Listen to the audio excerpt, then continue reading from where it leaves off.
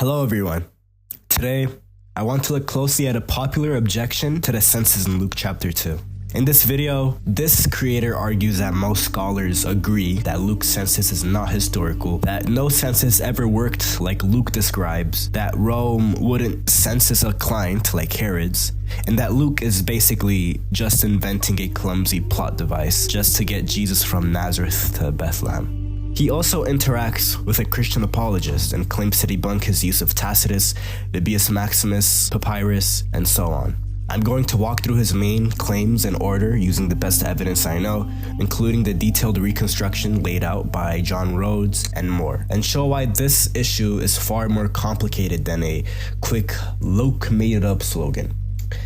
Now, I'm not claiming that we can prove every single detail of Luke's account beyond all doubt, but I am going to argue that the objections in the videos are very overstated. They rely on treating Josephus as more reliable than he actually is. And once you see the wider evidence, Luke's account is at least historically plausible and maybe even more accurate than Josephus at this point. Let's start at the beginning of the clip. Most scholars agree that this census is not historical and probably didn't happen. Basically, Luke made it up because he needed a way to have Jesus be born in Bethlehem and fulfill some Old Testament prophecies. Yes, many critical scholars are skeptical that Luke's census story, as we have it today, lines up neatly with our current reading of Josephus. But skeptical is not the same, as this is obviously fan fiction. Within scholarship, there is actually a range of positions about Luke 2. Some think Luke has preserved a real census, but misunderstood how it related to Quirinius. Some think they were multiple censuses and Luke had telescoped or merged them. Others, like John Rhodes and Andrew Steinman, argued that Josephus is the one who misstated the famous Quirinius census, and that Luke's timing makes much better sense if Josephus' chronology is corrected. On top of that, there's Luke's own track record. Colin Hemmers went through the latter chapters of Acts in painful detail and identified dozens and dozens of local confirmations, correct city names, correct titles of officials, accurate geography, sailing routes, local industries, even shifting political arrangements. The picture that emerges is that Luke is usually very careful with his historical and administrative details. Now, that does not make Luke magically infallible, but it does mean that when Luke and Josephus seem to clash on some obscure point of timing, it is not obvious that Luke must be the one who got it wrong. The video never tells you that the most scholars line rests heavily on one key assumption. Josephus' dating of the Quirinius census, around 6 CE, is rock solid and Luke must bow to it. But as we'll see, Josephus is a patchwork historian who sometimes duplicates and misplaces events, sometimes even adjusts numbers just to make his chronology look neat and tidy, and so on. Now, that doesn't make him worthless, but it just does not make him the perfect historian that you can use to declare Luke guilty from the start. So from the very opening itself, this claim is a bit loaded. Josephus is treated as a neutral fact. Luke is treated as a suspect fiction. That's not a neutral historical method. One of the big issues with the narrative is that Luke says that Joseph had to go to Bethlehem because he belonged to the house and line of David. The problem with this is that Roman censuses never required people to move back to their ancestral homes to be registered. In fact, no census ever in history will require such a ridiculous thing. It would be a very silly way to make a census because it would ruin the economy and it wouldn't provide any accurate information to the government. Here is Dan McLennan explaining the problem with this. There's no evidence of an empire-wide census ever taking place during the Roman Empire. There is no evidence that Rome ever required anyone return to an ancestral hometown. That would be nonsensical anyway. It would entirely nuke the economy for weeks, and the results would not give Rome accurate data about who's living where and doing what. They required people to return home if they were out of town for work, but there's no evidence that anyone ever was required to travel to an ancestral hometown. He admits that some people might be required to return home if they were out of town for work. What he denies is any requirement to travel to an ancestral hometown, especially one far away.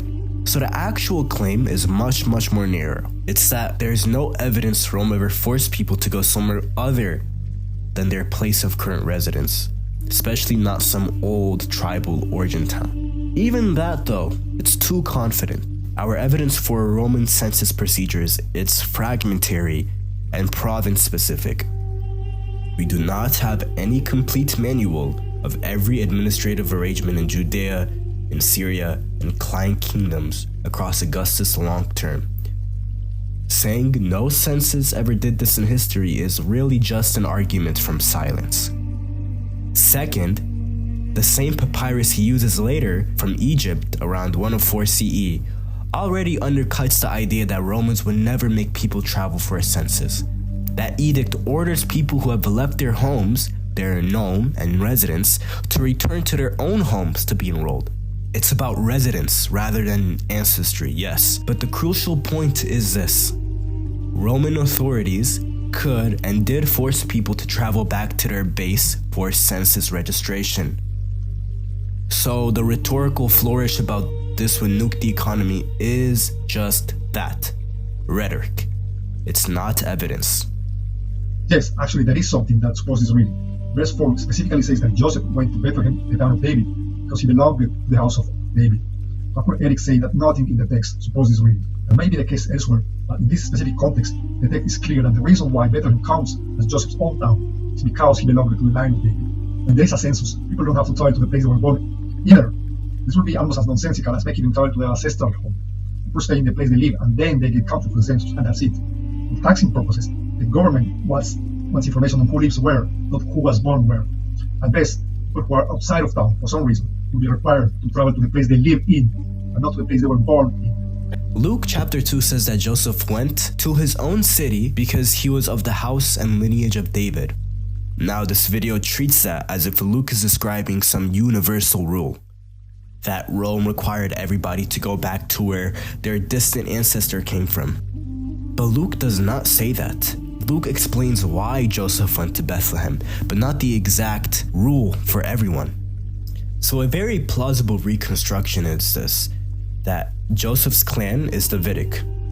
Davidic land or legal family records are still tied to Bethlehem. Property-based registration is being done according to those legal ties.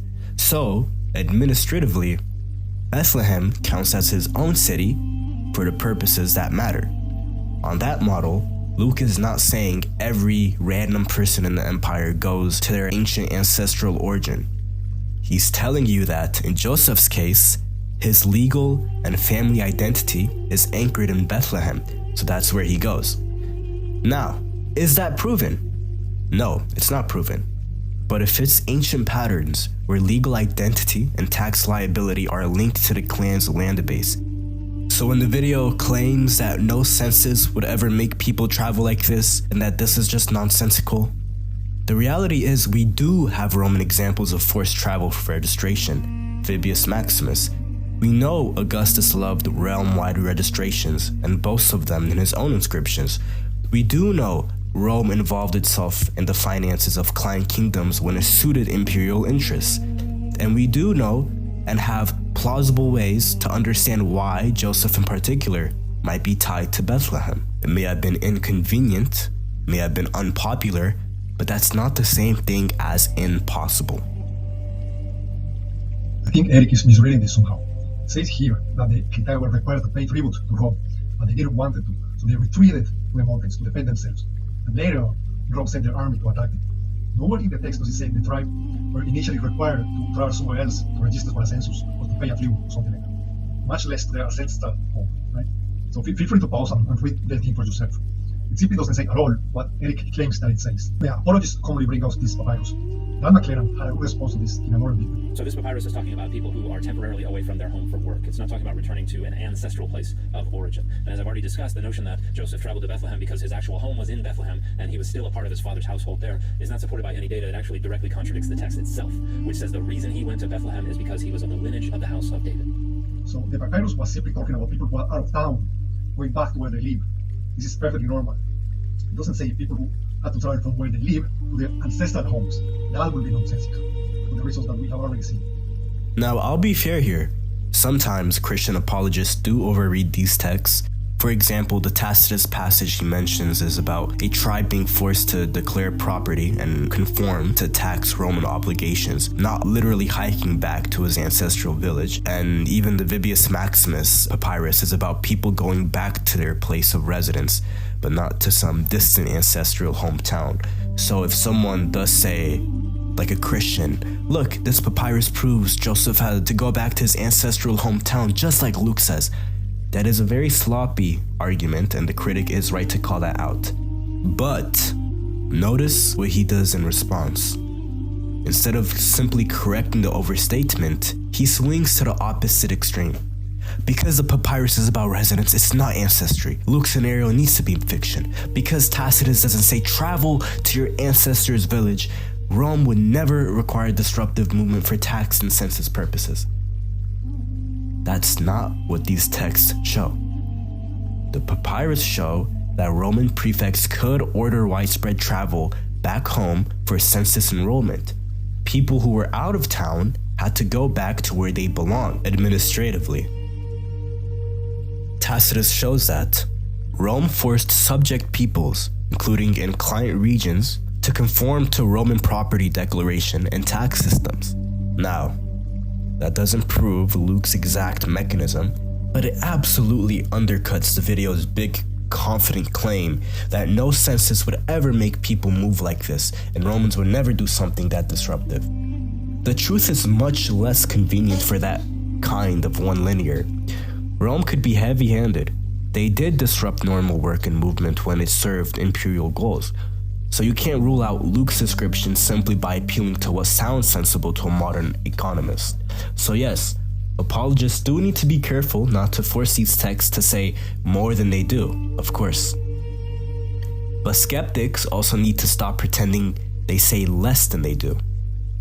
They show a world in which Luke's basic framework, a major registration under Augustus of forced enrollment and movements, is entirely at home.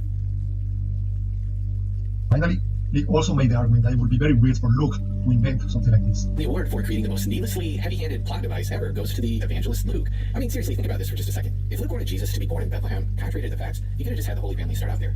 Luke couldn't have the family start there because he also needed to make Jesus be a Nazarene, and the Gospel writers also wanted to fulfill that prophecy.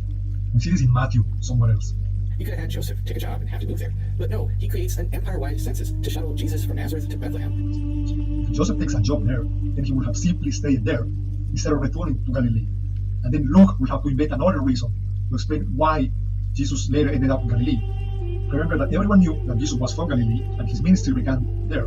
So if Luke has Joseph move to Bethlehem because of work, this kind of sounds like a permanent thing. And then how would you explain Jesus beginning his ministry in Galilee? He will need another overseas job offer to make the family move back again or some weird stuff like that. No, it's much easier to think of a way to make the family temporarily go to Bethlehem and have the child be born there. So that's why he came up with the fake census story. So you're actually proving Eric's point without meaning to. Eric's whole argument is, if Luke were inventing a neat prophecy fulfillment story, he had much easier, cleaner options to this messy census scenario. Maybe he could have just started the family in Bethlehem, or he could have just said they recently moved back, or that Mary was visiting relatives and just happened to give birth there. All of those are so much more simpler. They're less historically awkward, and they're easier to sell. Instead, Luke ties Jesus' birth to a specific emperor, a specific kind of administrative act, a specific official, and a specific movement of people. That increases the number of places where people can check you and say, this doesn't fit what we know. This looks odd. Pure invention normally avoids that kind of detail. You don't give your critics more hooks. And your reply shifts the question to why choose a device that is so historically checkable and so easy to attack, rather than just a simple family visit or vague, they went there for a time. So Eric's intuition is very reasonable. The fact that Luke's story is somewhat clunky and historically vulnerable is exactly the sort of thing you would expect if he's working from real circumstances and fitting them to his theology. Another problem with the story is how the chronology doesn't match what we know about who was ruling where. Let's take a look at Dan McClellan explaining this problem. And finally, according to Luke, this happened during the reign of Herod the Great, but both Galilee and Judea were a part of Herod's client kingdom, and Rome would not have conducted a census within someone else's client kingdom. That's just not how they operated at the time. So for a number of different reasons, the census that is reported in Luke that brings Joseph and Mary down to Bethlehem so Jesus can be born is not historical. It's just a story.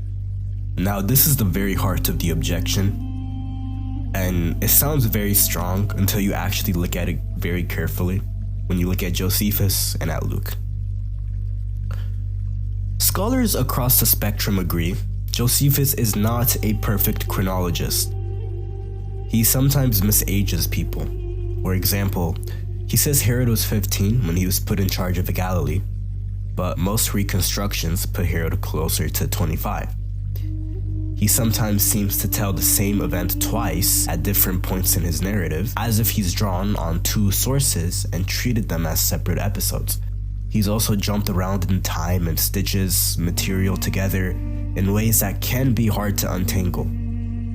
Daniel Schwartz and others have shown clear examples where Josephus appears to duplicate the same Roman official's actions and tie them to the same emperor's death in ways that make the travel timeline nearly impossible if both stories are taken as separate events. So historians already admit Josephus can and does mess up chronology, especially when he's combining sources. Another thing to point out is John Rhodes and others point to 3 Josephus passages that all describe what look like the same basic revolt, told 3 different times. Under Herod the Great, a teacher named Judas with a partner, Matthias, stirs up a group, teaching zeal for the law and hope of reward in death. They attack the golden eagle at the temple and are executed by Herod. A high priest Joazar features in this context. Around the time Herod's son Archelaus goes to Rome, another Judas the Galilean associated with Sepphoris raids an armory and starts trouble. Later, in connection with the famous census of Quirinius, Judas the Galilean, again with a partner, again teaching zeal for the law and willingness to die, leads a revolt against taxation. Again, the high priest Joazar is involved and then deposed. So if you insist that these are 3 different results by 2 Judas figures over roughly a decade, you're stuck with some very odd coincidences. That 2 or 3 uprisings led by a Judas the Galilean linked to Sepphoris in Galilee, with notable father, with very similar teaching content about zeal for the law and eternal reward, with a partner figure in each case, and the same high priest Joazar showing up, being opposed and involved each time, supposedly being deposed, restored, and deposed again, happened. Rhodes' proposal is very simple. Josephus likely had different sources describing the same basic uprisings and its aftermath, and he ended up treating them as if they were separate events, scattering them at different points in his narrative. If that's right, the revolt Josephus ties to the Quirinius Census really belongs back near the end of Herod's reign, which is exactly where Luke places a census and associated unrest. Josephus also tells us about a Roman official named Sabinus, of consular rank meddling in Judea, handling Herod's estate and provoking trouble right after Herod's death. Separately, he mentions Quirinius, also of consular rank, sent to assess property in the region. Their roles and status line up closely. Both are involved in high-level financial matters in Judea, both on Caesar's behalf, both with the power to ignore other governors like Varus. That's a strong case that Sabinus is not a completely different person, but a cognomen, a name derived from the Sabine ethnicity, for the same man we otherwise call Quirinius, whose own name is probably connected to a Sabine god. In other words, Josephus has again spread one official's activities across multiple episodes. The video also confidently says Rome wouldn't have conducted a census in a client kingdom like Herod's, but even Josephus undercuts that kind of absolute statement. He records that a Roman of equestrian rank, Quirinius, who later became the first prefect of Judea after Archelaus' exile, is already present in Jerusalem around 5 BC at the trial of Antipater, while Herod is still alive. So we know that high-ranking Roman officials were already involved in Judean affairs before 6 CE. Client kingship never meant Rome kept hands completely off.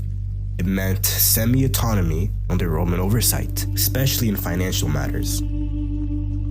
Now, putting this together, roads offer a reconstruction.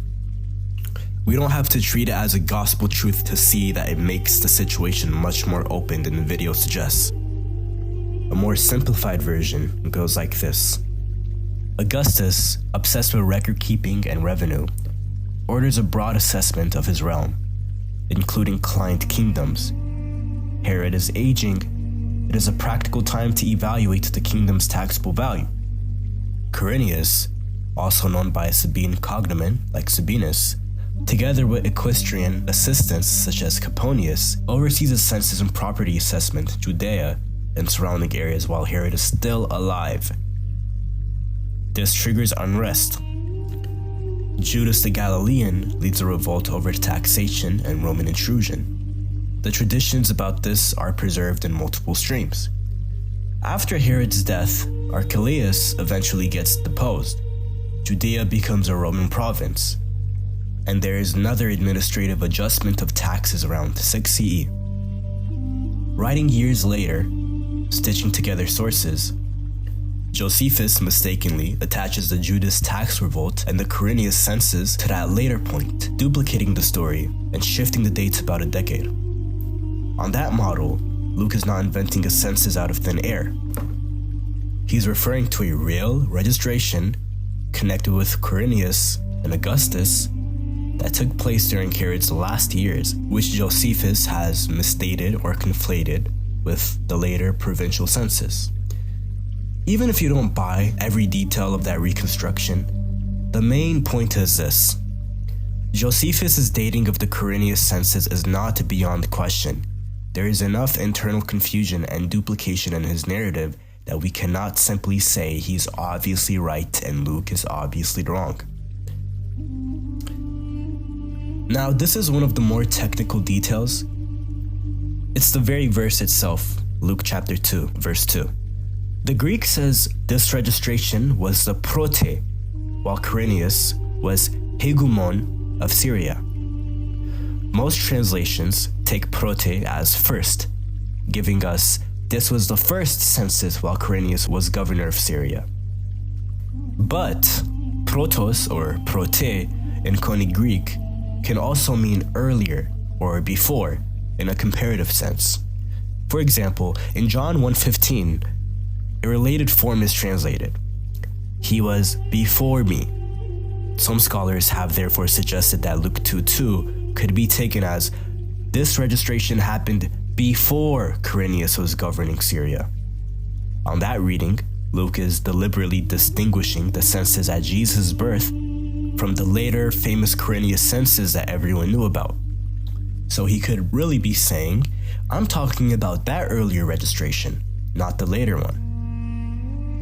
It's not the only possible translation, but it's grammatically legitimate and fits very well with the idea that Luke is aware of that later Quirinius census and wants to locate Jesus' birth in relation to an earlier registration. Now, none of this forces anyone to accept this reconstruction or to treat Luke as scripture. That's not what I'm claiming. What it does show is this, that the confident claim that Luke's census is historically impossible and obviously made up is far too strong. Once you take Josephus' limitations seriously, once you see how Roman census practice actually worked, and once you recognize that there are serious evidence-based reconstructions that fit Luke's timing, the only honest conclusion is that this is a live historical question. This is not a closed case against Luke. You can still be skeptical if you want, of course. I am not demanding that you agree with my interpretation. But you can't just wave away Luke 2 with some 8-minute debunking video and a couple of one-liners about what Rome would never ever do. The evidence is messier than that, and Luke may, in fact, be giving us a more accurate snapshot of that messy history than modern critics are willing to admit.